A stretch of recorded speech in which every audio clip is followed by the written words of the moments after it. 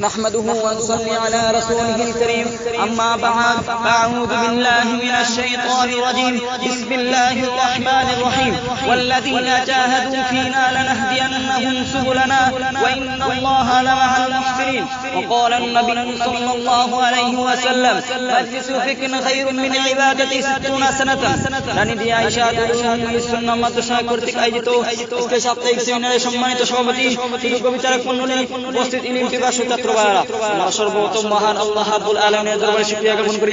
এই মহান আল্লাহ রাব্বুল আলামিন আমাদের এই বর্তমান জামানাকে নামাজ থেকে তারিখ করে যাচাই এবং বাছাই করে নবীর বাগানে ইলমের শিক্ষা অর্জন করার জন্য আসতে পেরেছি এর জন্য শুকরিয়া আদায় করি আলহামদুলিল্লাহ। সম্মানিত হাজিরিন, আজকে সাপ্তাহিক সেমিনারের পক্ষ থেকে আমাকে যে বিষয়টি ধার্য করা হয়েছে সে বিষয়ে আলোচনা করতে গেলে ইতিহাস স্মরণ করে দেয় সেই হেরা গুহার সর্বপ্রথম ইলমের সূচনার কথা। এই ইলমের প্রচার প্রসারের স্বার্থ ত্যাগ ও কুরবানির সূচনার সৃষ্টি করেছেন পয়গম্বর আরবি সাল্লাল্লাহু আলাইহি ওয়াসাল্লাম। পয়গম্বর আরবি সাল্লাল্লাহু আলাইহি ওয়াসাল্লাম কে না কে পেটে বাদর বেঁধে কাফেরদের মোকাবিলা করেছিলেন এই ইলমের শিক্ষা অর্জন করার জন্য। হঠাৎ করে একদিন যখন সাহাবায়ে কেরাম পয়গম্বর আরবি সাল্লাল্লাহু আলাইহি ওয়াসাল্লামের জমানায় তালাবুল ইলমি ফারিদাতুন আলা কুল্লি মুসলিম এই বাণীটি শুনে তখন সাহাবায়ে কেরাম নিজের সন্তান এবং মাতা পিতা এবং নিজেদের জীবনের মায়া ত্যাগ করে পয়গম্বর আরবি সাল্লাল্লাহু আলাইহি ওয়াসাল্লাম তার পদতলে তাদের নিজেদেরকে বিলীন করে দিলেন এই শিক্ষা অর্জন করার জন্য। সম্মানিত হাজিরিন, শুধু এখান থেকে জ্ঞাত নয়, স্মরণ করুন সেই ইমাম আবু হানিফা রাহমাতুল্লাহি আলাইহির কথা। ইমামে আযম আবু হানিফা রাহমাতুল্লাহি আলাইহি যখন ইলমের শিক্ষা অর্জন করেছিলেন তখন তৎকালীন বাদশা ইমাম আযম আবু হানিফা রাহমাতুল্লাহি আলাইহিকে এই দিনে ইলম অর্জন থেকে বিরত থাকার জন্য এমন কষ্ট দিয়েছে যা একজন মানুষের পক্ষে এই কষ্ট অর্জন সহ্য করা সম্ভব নয়। শুধু এর মধ্যে কিন্তু ছিল না, ওই কাফের বেঈমানরা শেষ পর্যন্ত তাকে বিষ পান করিয়ে তাকে মৃত্যু দান করেছে। সম্মানিত হাজিরিন, এর মধ্যে সীমাবদ্ধ নয়, স্মরণ করুন সেই ইমামে আবু ইউসুফ রাহমাতুল্লাহি আলাইহির কথা। ইমামে আবু ইউসুফ রাহমাতুল্লাহি আলাইহি যখন ইমামে আযম আবু হানিফা রাহমাতুল্লাহি আলাইহির নিকট শিক্ষাদান করতেন তখন হঠাৎ করে সেই সংবাদ এলো ইমাম আবু ইউসুফ রাহমাতুল্লাহির নিকট, হে আবু ইউসুফ, তোমার সন্তান মারা গেছে, তুমি কিছুক্ষণ পরে ক্লাস করতে পারবে, আগে তোমার সন্তানকে দাফন করে দিও, জানাজা পরে দাফন করে দিয়ে আসো।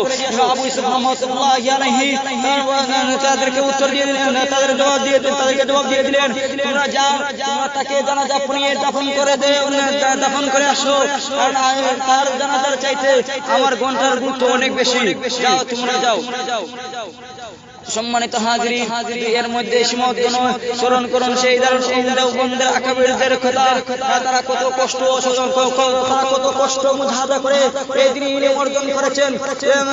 মক্কা থেকে মদিনা এতটুকু দূর পথ হেঁটে তারা এই দিন ইলম অর্জন করেছেন। শুধু তাই নয়, যখন তারা এই ইলম অর্জন করেছেন তখন কাফের বেঈমানরা তাদেরকে বিভিন্ন কষ্ট যাতনা দিত, তবুও তারা এই ইলম অর্জন থেকে ফিরে যায়নি। তবুও তাদেরকে গাছের ডালে ঝুলিয়ে ফাঁসি দিত।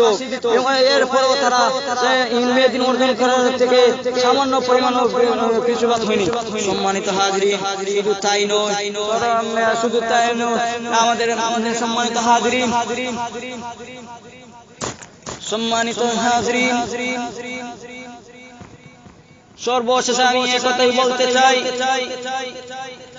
আমাদের আকাবিরগণ যেভাবে ইলমে দিন অর্জন করার জন্য নিজেদেরকে উস্তাদের নিকট বিলীন করে দিয়েছেন এবং সাহাবায়ে কেরাম ইলমে দিন অর্জন করার জন্য হুজুর সাল্লাল্লাহু আলাইহি ওয়াসাল্লামের পদতলে নিজেদের জীবনকে বিলীন করে দিয়েছেন। আর যদি আমরা সেই রকম আকাবিরদের ন্যায় এবং সাহাবায়ে কেরামদের ন্যায় আমরা আমাদের ইচ্ছা অনিচ্ছা সবকিছু হুজুরদের নিকট বিলীন করে দেই আর আমাদের প্রচেষ্টা ইলমে দিন অর্জন করার জন্য চালিয়ে যাই, তাহলে আমি বলতে পারি কোনো একজন ছাত্র, কোনো মানুষ এই ইলমে দিন অর্জন করা থেকে বিরত, ইলমে দিন অর্জন করা যদি বলে সেই ইলমে দিন কোনো ফায়দা পায় নাই।